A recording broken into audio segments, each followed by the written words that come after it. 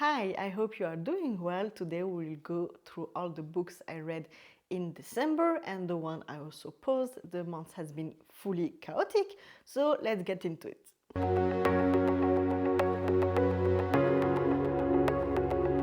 So in the month of December, I was planning to have a lot of free time, a lot of reading time, and be able to read as many books as I could that I wanted to read by the end of the year. And I thought, great, I will have a big reading month and will again read at least 8 books and all that. And it didn't go that way at all. If you have seen my reading vlog, you will have more info, but basically I got very, very sick and I couldn't get up. And then once I was feeling better, I was still coughing a lot and I got into a reading slump and all those fun things. And then it was all the holidays and everything happening. So yeah, I wanted to read many books and I ended up reading 2 books and 1 audiobook. So, and I did pause also 2 other books because of that reading slump that got hard to go through. So let's go through the books I've read this month. The first book I read is Arcana Academy by Elise Kova. It's set in academy. Yes, thank you, Audrey. And Clara is basically been imprisoned, and one day the prince comes to her prison and tell her, hey, today is your lucky day, in 1 hour you will get unalive. Uh, so then she managed to escape and somehow she gets into the academy, and that's pretty much all I will say, so I don't ruin the whole plot. The book was really fun. It was my first book from Elise Kova, and now I have a whole backlog of hers to go through, and I don't even know where to start. I will probably start by her newest release, which came out just early in January. The book was really fun, the writing is fun, the plot is intriguing and interesting, the magic system, I did have a bit of hard time at the beginning understanding how it was working. It with some tarot cards, or cards, I don't know if they're supposed to be tarot cards, but it's with some cards that you can yield, but not everybody, yes, everybody can yield them. I'm sorry, I don't remember everything, but the magic system is interesting and there is a lot of it, and you also learn more about how to deal with that magic and learn about that magic. And there is also, of course, the whole plot going on. There is trials, which are deadly. The romance is fun. At the beginning, I wasn't sure where the romance was going, but it is a fun romance that I really enjoy. There is also friendship, which is really fun in the whole thing. I'm sorry, it's been a month, I didn't film anything.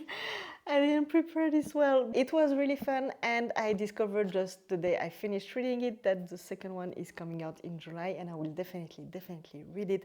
It's really fun. It has academy, it has trials, it has tension between the 2 main characters, there is friendship, there is fun magic systems, there is intrigue also, because there is people who you don't know where they are, what's going on. There is also politics involved, so it's a really, really fun. Yeah, it is fun. It's a fun fantasy book that I really enjoy, and I definitely recommend it to you if you are curious and you are missing an academy setting. They are in their 20s, early 20s, because you need to be 20 to get to the academy. So the age is good, and they do feel like they're 20. So that's always nice, because sometimes I'm a bit disappointed.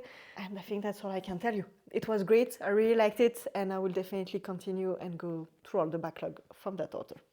Afterwards, I went on with the Baby Dragon Café, because look how cute is the cover.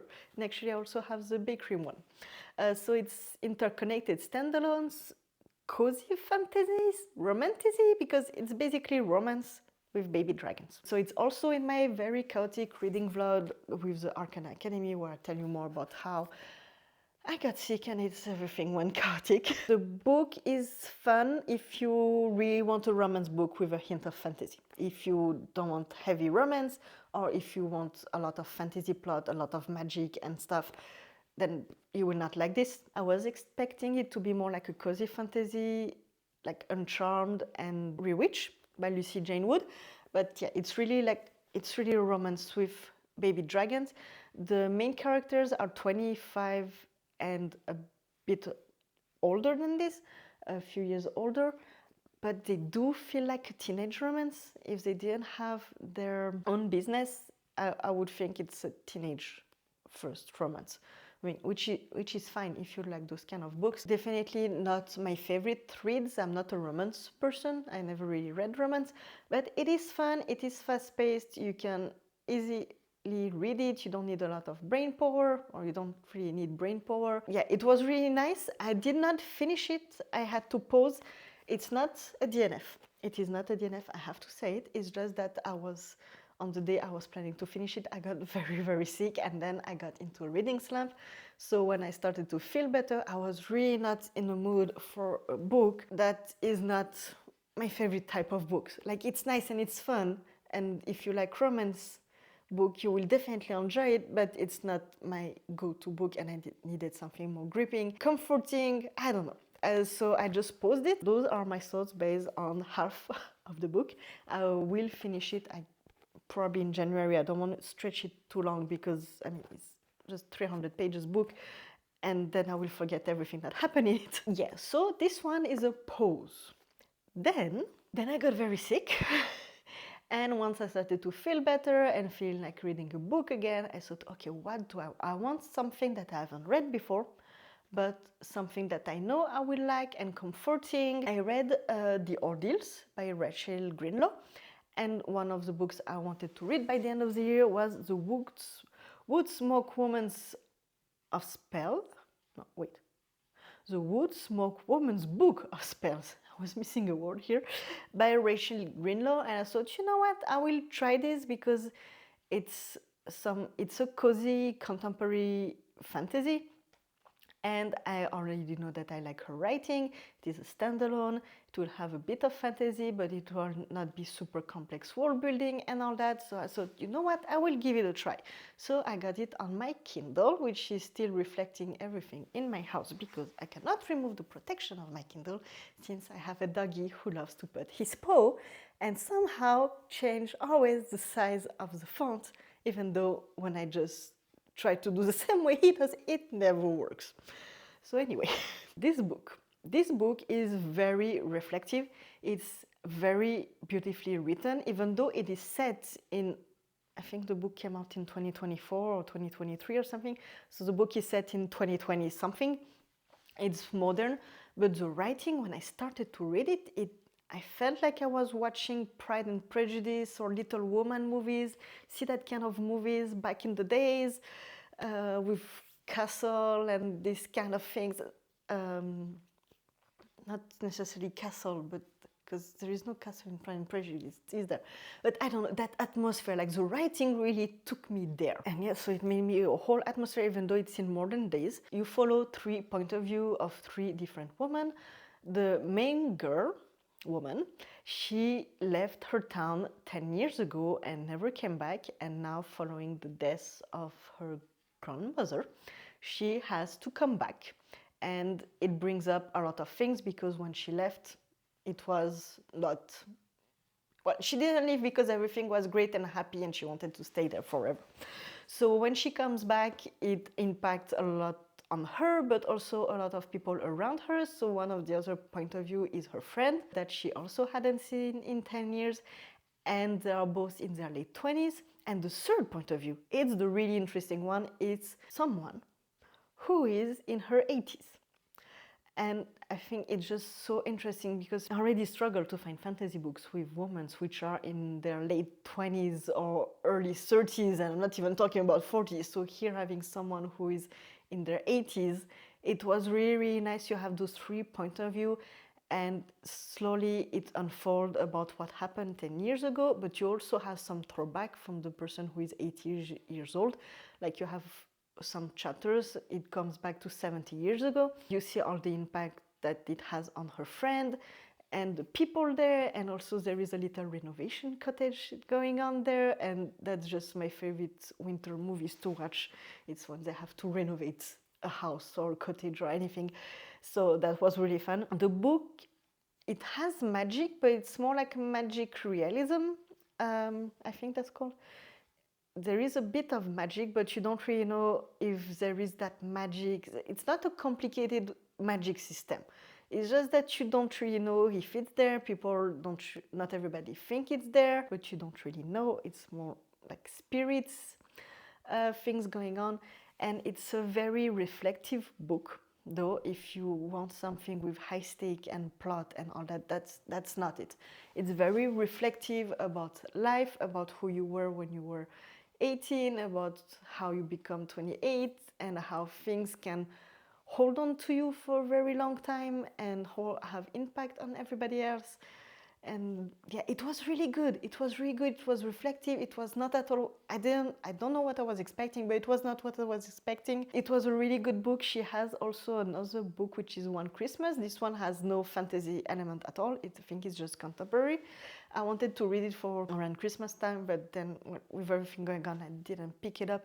So I don't know if I will pick up later or if I will wait next year to have something to read in December. I don't know yet what I will do. I definitely love Rachel Greenlaw writing. She has also her YA fantasy series with the third book coming in February. So I don't know if I will jump into it in January or if I will wait February. I don't know what I will do, but I definitely want to read her other book, and I cannot wait for the following of the Ordeals. So I just really like Rachel Greenlaw. If you like the Ordeals, or if you want something reflective or different with 3 points of view, really go grab it. It's really, really nicely written, and I just love it. Afterwards, I thought, you know what, I will try to pick up a book again that I wanted to read by the end of the year. So I took Tales of a Monstrous Heart by Jennifer Delaney. If you've seen my Scottish book haul, I explain you how I got this book.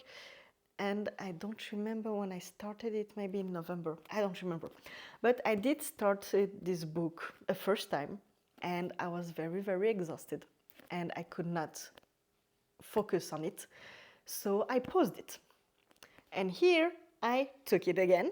And as you can see, there is still the bookmark with my little Nessie. Can you see Nessie? Yes. It's my bookmark I got in Scotland. It's so pretty. You have Nessie, you have the cows and some castle and all that. I just love it. Anyway, why did I pause in the middle of a chapter? How will I even remember what happened? Anyway, I had to pause it again because I was I just got sick and I felt like kind of a reading slump. And I do like this book. I do want to continue. I even have the following here of the story. I know the third book is coming, and it's really nicely written. It's a gothic fantasy. It's a girl who is doing an apprenticeship in a manor with some weird, no, it's not weird. It's enigmatic man, and she's also in her 20, I think she's around 20, and him also, so in early 20. There is a lot of politics involved. There is some magic. She's a fae, actually.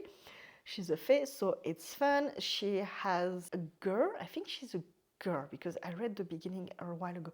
But there is that girl who transforms eventually into animals, and there is a lot going on. But I am really struggling because there is no glossary at all. Like I've checked, you don't need a map because actually they stay quiet put in that manner. But there is no glossary. In the second book, there is no glossary. And it's really hard to keep track because there is a lot of special creators that have weird names and that have specific things going on with them. A lot of type of humans with magic, with not magic, with half and half. And many, many names are thrown at you. And it's really, really hard to keep up with everything because there is no glossary. So when my brain being still exhausted, I'm not enjoying the book the way I would like to. I have to say, if you want something with a lot of plot and action and moving forward, that's not it. This has some action, but it's a lot of her going through books and gathering information. I mean, it's nice, it's really nicely written, the atmosphere is really nice, the manner is really nice, the relationship is really nice. She also has a friend, there is a bit of romance, there is also that girl who is her aide, there is also another character who is the aide in the manor. Like the story, the writing, everything is good. It's just that it's a lot of information. And you have some action, but action is not what you have the most. And the most is information throwing at you because she discovered this. They also do some tests with plants and recipes. Like some kind of potions to heal people and all that. So it's really so many names are thrown at you and you don't have a single glossary or anything to help you follow it up. So it's really hard to keep focusing on it when your brain is exhausted and cannot handle much. That's why I paused it again, and hopefully that's the last time. I did reach half of it, and hopefully that's the last time, and I will manage to keep pushing through. Not pushing through because I do like it, it's just my brain cannot handle all those information that I keep forgetting who is what with all those weird words. I really just wish it had a glossary. That would make everything easier. I will not DNF it. I will definitely read it to the end. Will I read the second book? I hope so. But today I want to say maybe, because it shouldn't be that hard to go through a book, even though you enjoy it and everything should work out for you. So that's the second pause I did in December. And then we arrive at the last book I read in December. The last time I read so little, since June, I never read so few books. Before June, I barely read anything. But since June, it's the first time I'm reading so little. Anyway, the last one is an audiobook that actually started in November and was hoping to finish early so then I could jump into another audiobook, but since I was stuck at home and I didn't have a lot of driving and couldn't go out much, I didn't listen to it much. But I finished the second book of Bridget Jones, Age of Reason. I have to say that as the movie, I do prefer the first book, like I prefer the first movie. If you enjoy the movies or if you enjoy the first book, I think you will still have a good time with the second one. Definitely the book is not, the romance is not centered in the book. Like even the love triangle is not even, it's barely there. There is barely a love triangle, especially in the second one. So it's really threw me off since I always just watched the movies. But no, it was really fun. It just got a bit more into her reflection about politics, which were very simple reflection, like simple thoughts about politics and going on. And also she talks a lot about Princess Diana passing, because I don't know exactly when it says the books was written in 1999. I don't know when Princess Diana passed away, but yeah, that's a big portion of the book. And I understand that it was a very important thing. I was a kid back then, but I'm pretend it was very important, especially for UK, world, and everything going on. And it's a big event, and I know about it. It's just that in that book, it felt that she could have shortened the part about this. And and there is a part where she is interviewing someone who is. I'm not a journalist, but if I were, I would be outraged the way she did that interview. But anyway, that was fun to listen to. And I was just thrown off by the end, because the end of the first book really makes you feel like, okay, probably there won't be any other book. And here it's end in a way that it's like, well, that's it, nothing comes after. And especially now it's an old book. It came out over 20 years ago. So you do know that the next book is coming 15 years after, I think. She wrote Mad About the Boys. So it's like she was not planning to do anything after, but it finished in like, again, at the end. And how? It just felt weird. But beside all that, I still really enjoy it. Also the romance with Mark did not at all go like in the movies. In the movies, it's all about her wanting to get married and all that. Here, they barely talk about this. And again, the story about the mother is fully... the mother could have her own book, seriously. So yeah, I really enjoy it. It's still nice, it's still fun. It was fun to listen to. I had a good time. If you enjoy Bridget Jones, whether the books or the movies, go for it. Or if you're intrigued, go for it. I don't know if I will listen. I have the third book. The third book, actually, I have it in English and in French. And I thought I would also, again, listen to the audio, but it's not the same person narrating the audio. And the voice of these audiobooks I listen to, and what I appreciate because I love the movies, the voice was very similar to the Bridget Jones in the movie. In the third book, I know that she's supposed to be older, but the voice feels like she's in her late 70s or 80s. And she's just supposed to be, I think, in her 40s or 50s or something like this. And yet the voice threw me off a bit, so I don't know what I will do. I will see about the third book. Anyway, I'm in no rush right now. Well, that's it. In December, I read 2 books, finished 1 audiobook that I had started in November, and paused 2 other books. So, yeah, that's not brilliant, but, well, let's see the positive. It's still 3 more books than what I read in January last year, and 2 more books I paused in January last year as well, since last year I didn't read a single book in January, or in December for that matter. So that's still progress. That's all. I did start another book in December, but I will talk to you about it in the January wrap-up because I could not finish it by the end of December since I had to do the work I couldn't do when I was sick. So it will be in my January wrap-up. It's a very fun book, and so far I'm pretty happy because I managed to read 3 books beginning of this year, and I will start a new one today when I'm filming this video.